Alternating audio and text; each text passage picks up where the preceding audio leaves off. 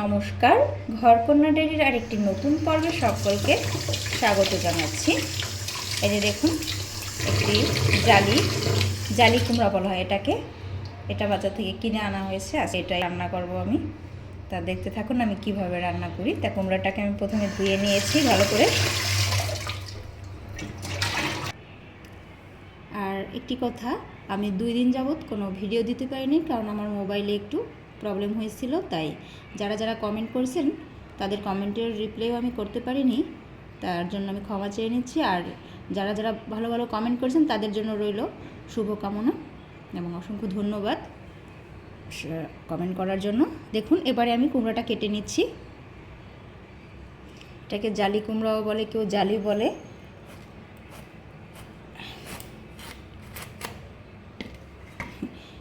বিচি হয়ে গেছে, অতটা কচি নেই, তা আমি এটা বাদ দিয়ে কাটবো।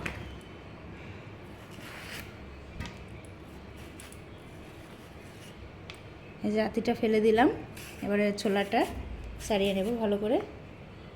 এভাবে করে পুরো কুমড়োটা আমি কেটে নেব। তা কাটা হয়ে গেলে তারপরে আবার দেখাবো আমি।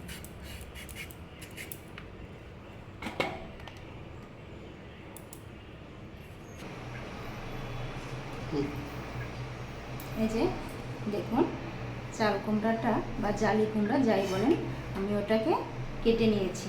এখানে কেটে দিচ্ছি এরকম টুকরো টুকরো করে।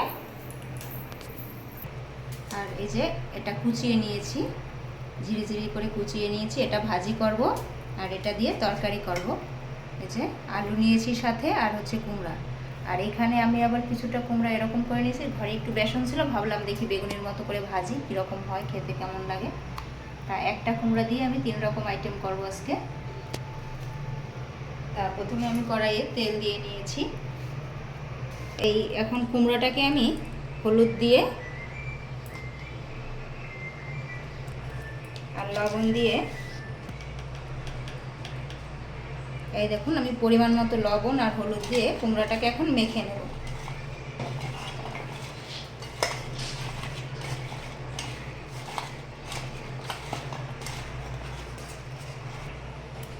সাথে একটু সর্ষের তেল দিলাম। সর্ষের তেল দিয়ে এটাকে ভালোভাবে মাখিয়ে নেব। এই তেল দিয়েছি, এখানে তেলটা গরম হয়ে গিয়েছে, একটু জিরা ফোড়ন দিয়ে নিলাম। দেখুন আমার মাখানোটা কিন্তু খুব ভালোভাবে হয়ে গেছে। এখন আমি এটাকে দিয়ে দেব। আমি সব ভিডিওতেই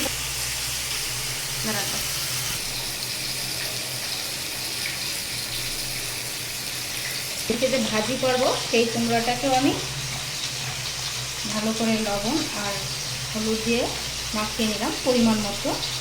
যেরকম কুমড়ো সেই রকম হলুদ লবণ। এটাতে একটু তেল দিয়ে নিচ্ছি, এটাকে আগে মাখিয়ে নিলাম। এটাকে এখন ভালোভাবে নেড়ে চেড়ে মিশিয়ে নেব। এইভাবে লবণ আর হলুদ মিশিয়ে মেখে এভাবে রান্না করলে সেই রান্নার স্বাদটা কিন্তু একটু অন্যরকম হয়। এক এক ধরনের রান্নার স্বাদ এক এক রকম, এটা কিন্তু একটু খেতে অন্যরকম, অনেক ভালো লাগে খেতে। আর আমি আমার সব রান্নাতেই বলি, আমি একটু ঝাল মশলা রান্নায় কম ব্যবহার করার চেষ্টা করি। এই যেখানে শুধু জিরে ফোড়ন দিলাম, আর কিছুই দিলাম না। আর লঙ্কা আমি আস্ত একটা দিয়ে দেবো। এটাকে একটু ভাজবো, অল্প সময় ধরে ভেজে নেব। ঢাকা দিয়ে দেবো, কিন্তু ভালোভাবে ভালো করে নেড়ে চিড়ে ভেজে নিতে হবে। ভাজাটা একটু ভালো করে হতে হবে, নাহলে বেশি ভালো লাগবে না। ভালোভাবে ভাজতে দেবো, ঢাকা দিয়ে দিচ্ছি। দেখুন আমার কুমড়োটা কিন্তু একটু ভাজা ভাজা হয়ে গেছে। আমি সাথে কিছু লঙ্কা দিয়েছিলাম, আস্ত লঙ্কা। ঝাল আপনারা আপনাদের পরিমাণ অনুযায়ী দিবেন। আমাদের ঝাল খেতে প্রবলেম হয়, তাই এরকম মেয়া বাবা একটু খায়, তাই আমি এরকম আস্ত দিয়ে রাখি, সেগুলো নিয়ে খায়। আপনারা আপনাদের পরিমাণ অনুযায়ী ঝাল দিবেন। এরকম কম মশলা ঝাল দিয়ে রান্না করে খেলে শরীর ভালো থাকে। এখন আমি এটাতে জল দিয়ে দেবো। ভাজা হয়ে গেছে, জল দিয়ে দিচ্ছি।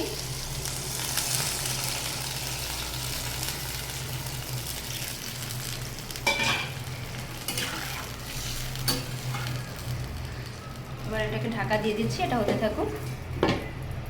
আর এদিকে আমি বেসন গুলিয়ে রেখেছিলাম, যে এটাকে এবার এভাবে করে ভালোভাবে লাগিয়ে নিয়ে দিয়ে দেবো। দেখি কেমন লাগে।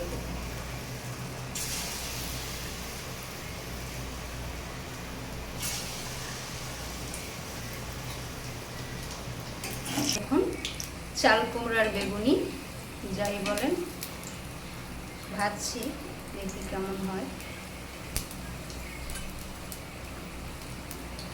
এই যে এই কটা ভাজা হয়ে গেছে, পুরোটা ভাজা হলে আবার দেখাবো। যে বেগুনি ভাজা হয়ে গেছে, তারপরে আমি তেলে কালো জিরে ফোড়ন দিয়ে নিলাম। এবারে এই যে কুচিয়ে রাখা কুমড়া এটাকে দিয়ে দেব।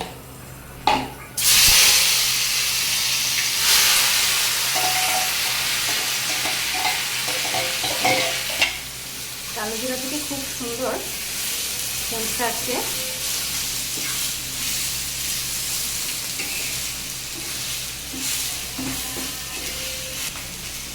এই যে জালি কুমড়া কুচিয়ে রেখেছিলাম, ওটার ভাজি হচ্ছে এখন।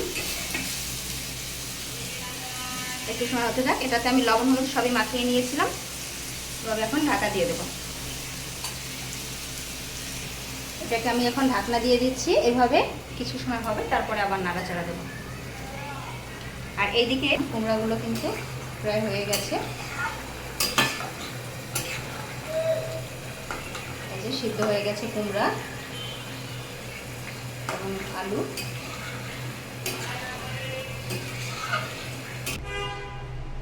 তা দেখুন, একরকম কুমড়া দিয়ে আমি 3 রকম আইটেম রান্না করেছি। এই যে কুমড়ার বেগুনি, বেগুনি তো বলে না, এটাকে কি বলে, কুমড়ানি বলে, যাই হোক, কুমড়াটা এরকম করে বেগুনির মতো আকার করে করেছি। কুমড়াটা ভাজি করেছি, আর কুমড়া আলু দিয়ে একটা তরকারি করেছি। তাই একরকম সবজি দিয়ে আমি একটা সবজি দিয়ে 3 রকম আইটেম রান্না করেছি। তা আপনাদের ভিডিওটি কেমন লাগলো কমেন্ট করে জানাবেন। আর আমি সবসময় বলি আমি কম ঝাল মশলা দিয়ে রান্না করি। যাদের যাদের এরকম রান্না ভালো লাগে, তা যদি কারো ভালো লাগে কমেন্ট করে জানাবেন।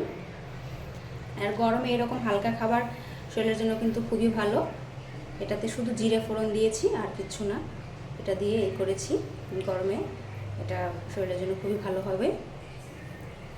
আর ভিডিওটি কেমন লাগলো কমেন্ট করে জানাবেন। সকলের জন্য রইল শুভকামনা। আজকে এই পর্যন্তই, সকলে ভালো থাকবেন। নমস্কার।